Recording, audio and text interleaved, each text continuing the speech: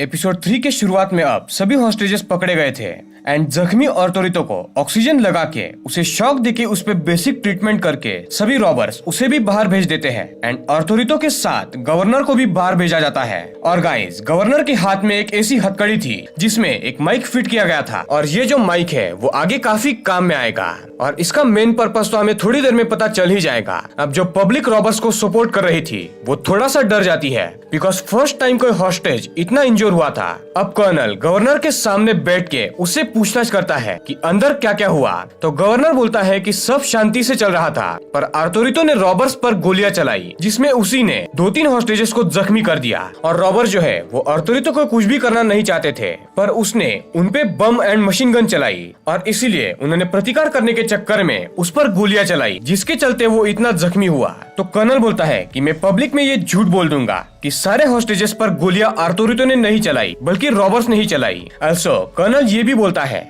कि वो लोग ऑर्थोरितो को भी मार देंगे जो अभी जिंदा है ताकि रॉबर्स पर आसानी से ब्लेम किया जा सके कि रॉबर्स अब पागल होके हॉस्टेजेस को मार रहे हैं। और गाइस, ये सभी चीजें उस हथकड़ी में रिकॉर्ड हो रही थी जिसमें एक माइक फिट किया गया था। फिर कर्नल एक प्रेस कॉन्फ्रेंस में जाने वाला था तो वो अपने आदमियों को बोलता है जब तक मैं वापस नहीं आता अंदर हमला मत करना। यहाँ बैंक में मोनिका को काफी गिल्टी फील हो रहा था कि उसने किसी पे गोली चलाई तो मनीला आके उसे समझाती है। देन गाइस, कहानी फ्लैशबैक में जाती है। अगेन बर्लिन को हम देख पाते हैं और वो अपने बेटे को मना लेता है उसकी लाइफ की पहली चोरी करने के लिए और वो उसकी टीम को अपने बेटे राफेल से मिलवाता है और ये लोग एक म्यूजियम में 16 किलो प्राचीन सोने के बर्तन चुराने वाले थे। इनके पास उन प्राचीन बर्तनों की कॉपी ऑलरेडी रेडी थी तो इनका एग्जैक्ट प्लान कैसे एग्जीक्यूट होता है ये तो हमें अगले एपिसोड में डिटेल में पता चल ही जाएगा। अब अगेन प्रेजेंट में कर्नल प्रेस कॉन्फ्रेंस में आता है और यहाँ पर वो प्रेस के सामने एलिसिया के खिलाफ झूठे आरोप लगाता है कि वो प्रोफेसर से मिली हुई है और वो प्रेस को आगे ये भी बोलता है कि इसीलिए एलिसिया ने स्टार्ट से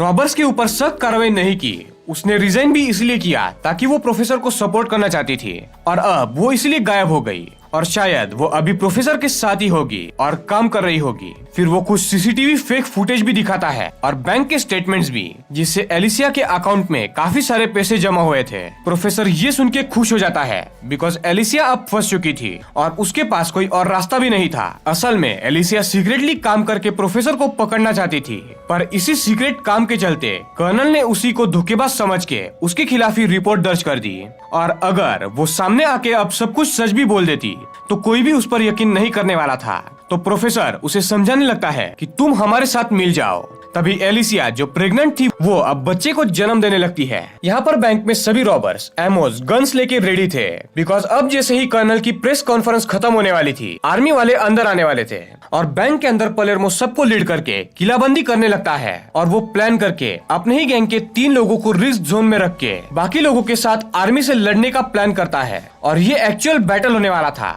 आर्मी एंड रॉबर्स के बीच में। पर यहाँ पर इन्हें ये उम्मीद भी थी कि प्रोफेसर वापस आ सकता है और यहाँ पर हम प्रोफेसर के बेस पर एलिसिया को देखते हैं और वो अब दर्द सहन नहीं कर पा रही थी इसीलिए वो प्रोफेसर के काफी मनाने के बाद वो उसके हाथ खोल देती है एंड प्रोफेसर आजाद होके एलिसिया की डिलीवरी करता है और एलिसिया यहाँ पर एक लड़की को जन्म देती है। कर्नल भी प्रेस कॉन्फ्रेंस खत्म करके पुलिस टेंट में वापस आता है एंड आर्मी मेजर सेगस्टा से बात करके ये प्लान डिसाइड होता है कि आर्मी का पूरा यूनिट छत से अंदर घुसेगा जहाँ पर एक स्टील की परत है वहाँ वो लोग बम लगा के उसे उड़ा के अंदर जाएंगे और इनमें ये भी बात होती है कि रॉबर्स को ये एक्सपेक्टेड भी नहीं होगा। तो प्लान डिसाइड होते ही आर्मी बैंक के ऊपर चढ़ती है और वो भी वहाँ से जहाँ से कोई भी रॉबर इन्हें नहीं देख सकता यानी कि एक ब्लाइंड स्पॉट से। और गाइस, यहाँ पर बैंक में सच में रॉबर सिर्फ खिड़की में डोर में एंड बैक साइड पर ही नजर गड़ा के बैठे थे बिकॉज उन्हें लग रहा था कि या तो आर्मी वाले सामने से आएंगे या तो खिड़की से और उन्हें ये भनक तक नहीं थी कि आर्मी वाले छत से भी आ सकते हैं। और हेलसिंकी ऊपर के फ्लोर पर बस सेफ्टी के लिए कुछ बोरिया लगा रहा था